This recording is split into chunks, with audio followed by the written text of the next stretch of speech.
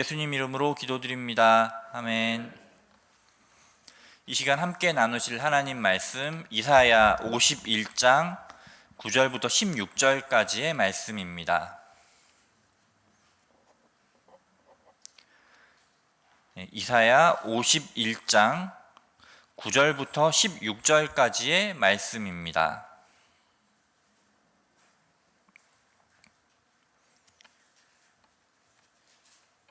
이사야서 51장 9절부터 16절까지를 저와 한 절씩 교독하도록 하겠습니다. 여호와의 팔이여 깨소서 깨소서 능력을 베푸소서 옛날 옛 시대에 계신 것 같이 하소서 라합을 점이시고 용을 찌르신 이가 어찌 주가 아니시며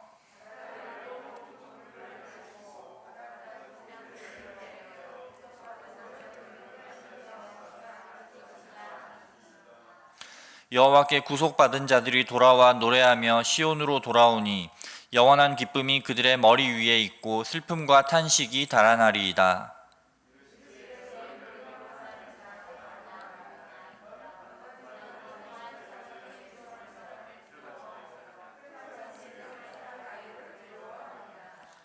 하늘을 펴고 땅의 기초를 정하고 너를 지은 자 여호와를 어찌하여 잊어버렸느냐. 너를 멸하려고 준비하는 저 학대자의 분노를 어찌하여 항상 종일 두려워하느냐. 학대자의 분노가 어디 있느냐.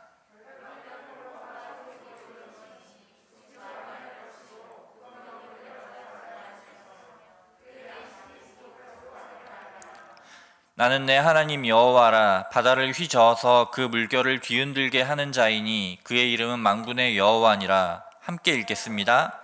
내가 내 말을 내 입에 두고 내 손 그늘로 너를 덮었나니 이는 내가 하늘을 펴며 땅의 기초를 정하며 시온에게 이르기를 너는 내 백성이라 말하기 위함이니라. 아멘. 네, 오늘 우리가 함께 읽은 이 본문은요, 이사야 40장에서 66장까지 그 큰 덩어리의 거의 한 가운데에 있는 말씀입니다. 이 이사야 40장에서 66장까지는요 70년 가까이 바벨론에서 포로 생활을 하고 있는 그 유다 백성들에게 이제는 하나님 바로 내가 너희를 해방시켜서 너희의 고향 땅으로 너희를 돌려보내주겠다라고 선포하시는 희망과 회복의 메시지입니다. 그런데 이런 희망과 회복의 메시지를 우리 각자도 이제 우리가 어려움 가운데 있는 분들도 있고 우리 마음 가운데 또 우리 상황적으로 또 어려운 것들이 있잖아요. 그 가운데서 하나님께서 이런 회복의 메시지를 던지신다면 우리는 과연 어떻게 반응할까를 좀 생각을 해보면 좋겠습니다. 일단 우리가 이 개역 성경으로는 그 어조가 잘 드러나지 않는데요. 조금 더 이제 원어에 가깝게 이것들을 보면요, 이 유다 백성의 반응은 회복의 메시지를 선포를 하나님께서 하셨으니까 아멘 제가 회복될 줄 믿습니다 라고 하는 게 아닙니다. 이게 굉장히 미묘한 이제 어조인데 하나님께서 막 이제 선포를 하셨어요. 그런데 여전히 하나님 저는 고통스럽습니다 건져주세요 라고 이제 울부짖는 그런 겁니다. 일단 우리 9절을 세번역으로 같이 읽어보도록 하겠습니다. 우리 9절 말씀을 세번역으로 함께 읽겠습니다.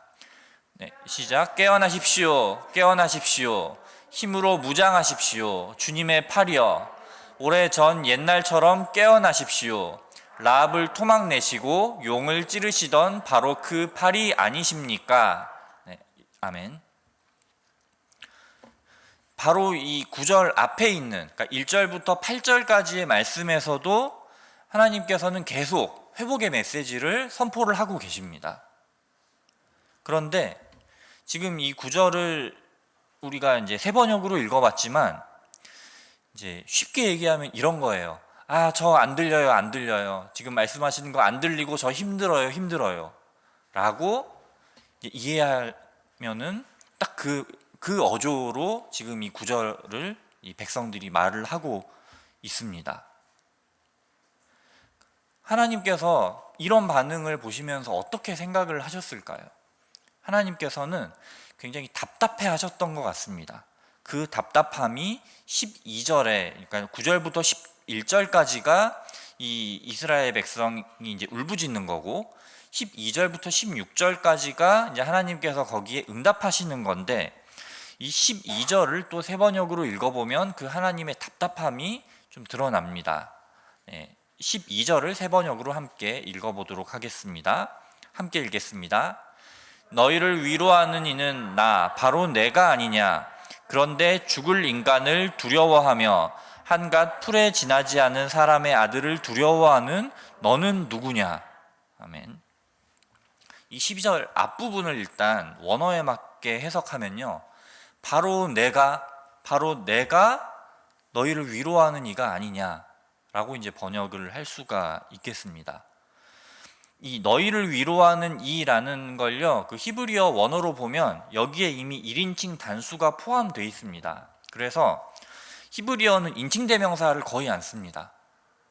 그런데 원어를 보면 이 나를 뜻하는 1인칭 단수인 아노키라는 단어가 한 번도 아니고 두 번 있어요. 필요 없는 말이 두 번이 사용이 됩니다. 왜 굳이 나라는 말을 쓰셨을까? 하나님께서 이 나라는 말을 굉장히 강조하고 싶으셨던 거예요. 바로 내가, 딴 사람도 다른 신도 아닌 바로 내가 라는 거죠. 다른 신이 아닌 바로 내가 너희를 위로할 거니까 제발 엉뚱한 데 보지 말고 내가 하는 말 잘 귀 기울이면서 나를 봐라 라고 호소하시는 거죠.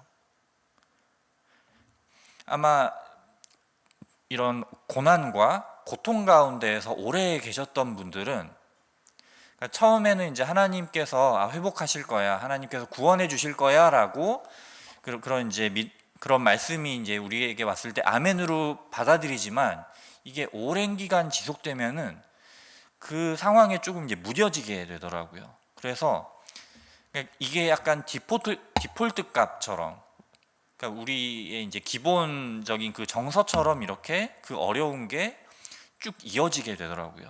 그래서 이런 위로나 회복의 메시지가 우리에게 와도 그게 이제 잘 안 들리는 거죠.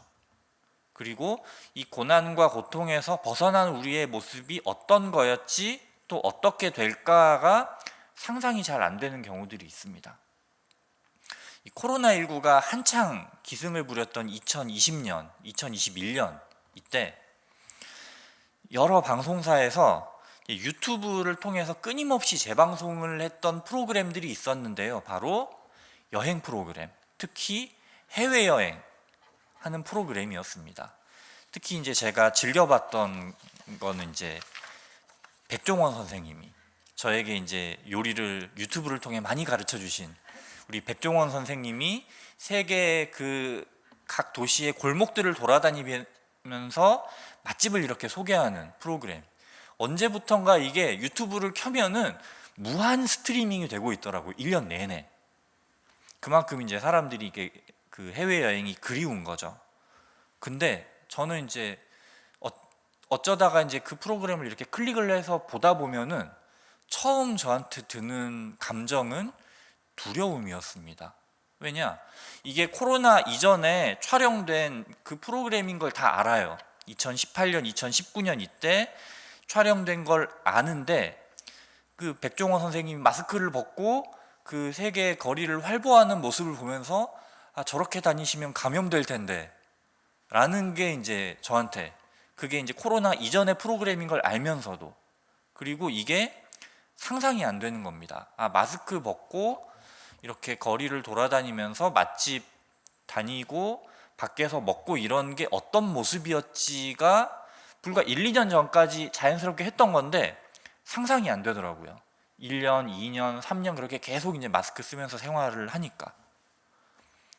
그래서 언제부턴가 그 마스크 없이 이렇게 일상을 살아간다는 게 어떤 모습이었지라는 게 기억이 잘 안 나는 겁니다.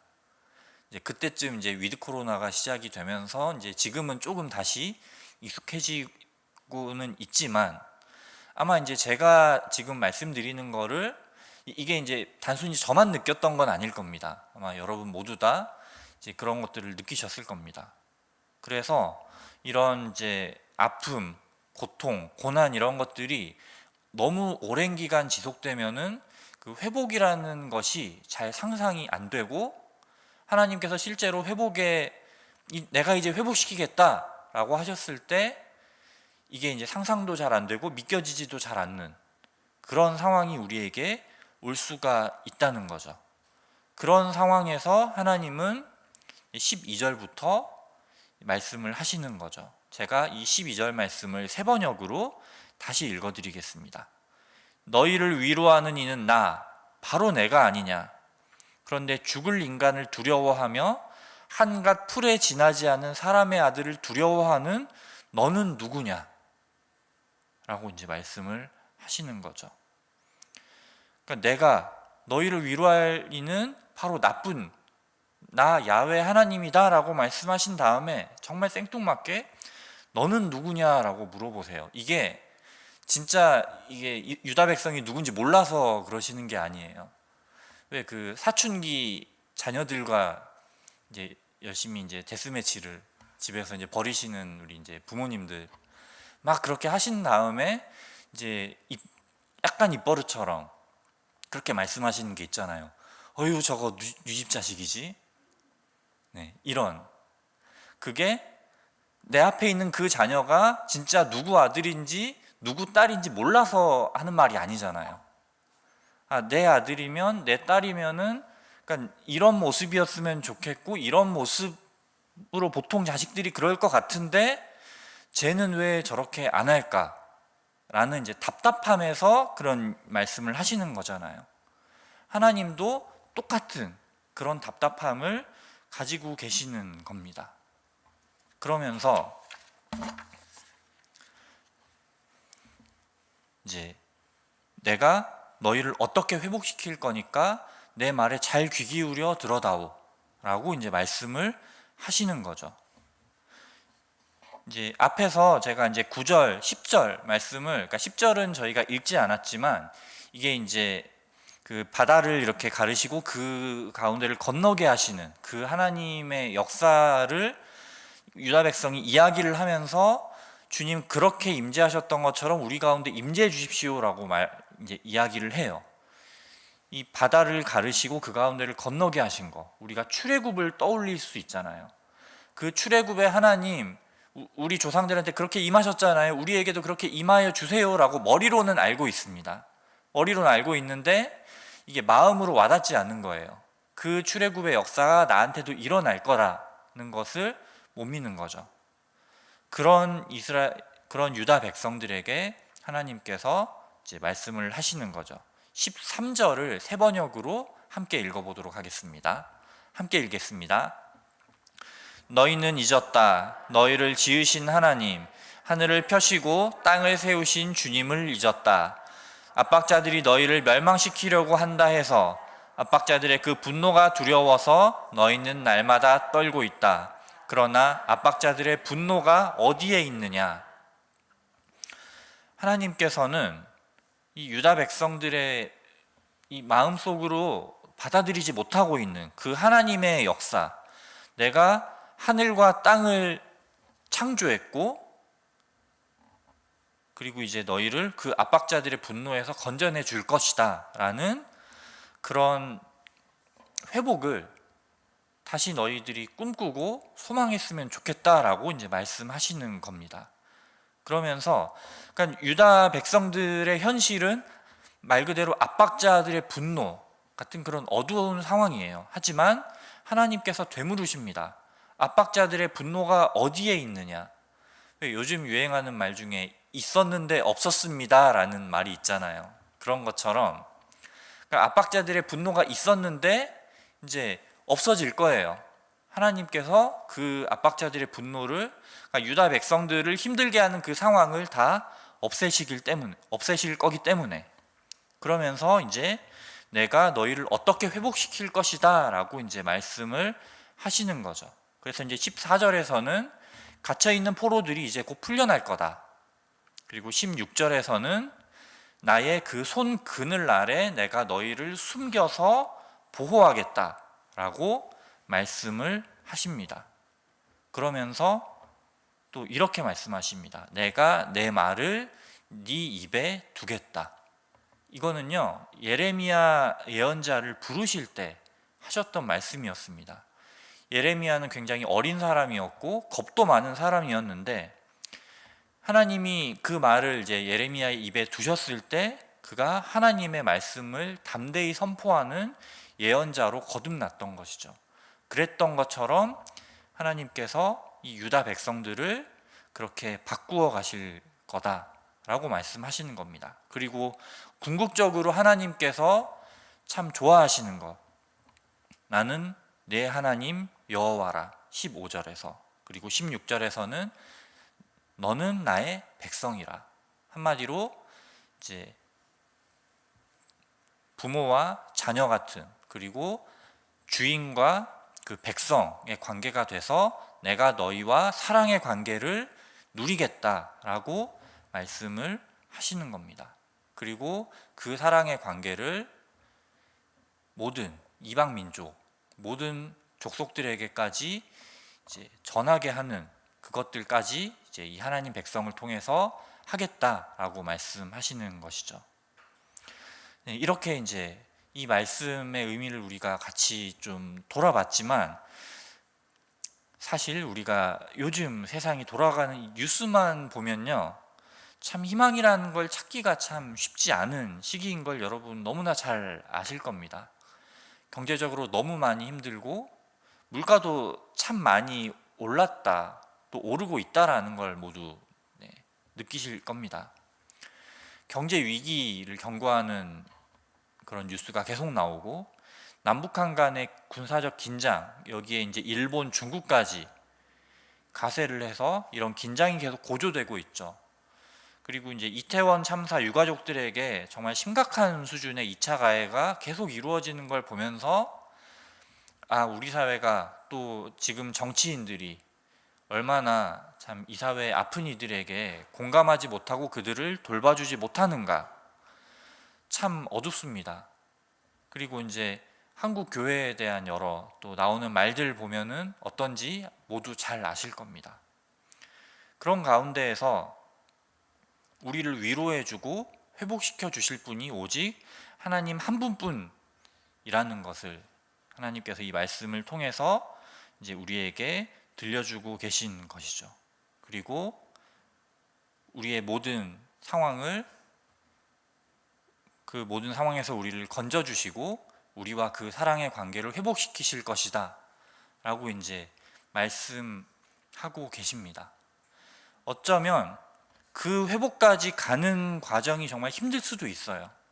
이 한국 사회가 정말 나라까지, 바닥까지 내려갈 수도 있고, 이 한국 교회가 정말 바닥까지 내려갈 수도 있습니다. 하지만 우리가 믿는 그 하나님은 합력해서 선을 이루시는 분이시잖아요. 어쩌면 한국 교회를 위해 제가 기도를 하면서 좀 그런 마음을 주시더라고요. 한국 교회가 정말 이대로 가면은, 특히 너무 소명을, 소금과 빛의 그 사명을 잃어버려서 정말 바닥까지 내려갈 수 있겠다. 어쩌면 돈도 잃어버릴 수 있고 힘도 잃어버릴 수 있지만, 하나님께서 그 가운데에서 정말 합력해서 선을 이루셨을 때 그런 거 다 잃어버린 중에서 다시 하나님을, 다시 예수 그리스도를 붙잡게 하시고 그 후에 회복을 일으키실 수도 있겠다라는 마음을 이제 저에게 주시더라고요. 하나님께서 분명한 것은 우리에게 회복을 주실 것이라는 것. 그래서 하나님 아버지께서 우리에게 바라시는, 원하시는 그 회복이 어떤 것일까? 우리가 이 말씀을 통해서 우리가 함께 좀 돌아봤으면 좋겠습니다. 그리고 그 하나님께서 이루실 회복을 우리가 기대하며 그 회복의 역사에 우리를 동참시켜 주십시오라고 함께 기도하며 기쁨으로 나아가는 우리 모두가 되었으면 좋겠습니다. 함께 기도하겠습니다. 하나님 아버지, 우리 눈앞에 보이는 것은 참 암담한 현실들, 우리를 절망하게 하는 그 현실들이지만, 그 가운데에서도 하나님께서 우리를 새롭게 하시고 정말 그 하나님께서 이루시는 그 회복을 우리가 다시 꿈꾸게 하시고 그 회복의 역사에 우리를 동참하게 하실 것을 우리가 기대하며 나아갑니다. 아버지, 우리가 이 시간 기도로 함께 나아갈, 찬양과 기도로 나아갈 때에 아버지, 우리에게 그 소망을, 그 기대를 우리 안에 새롭게 하여 주시옵소서. 감사드리며 예수님 이름으로 기도드립니다.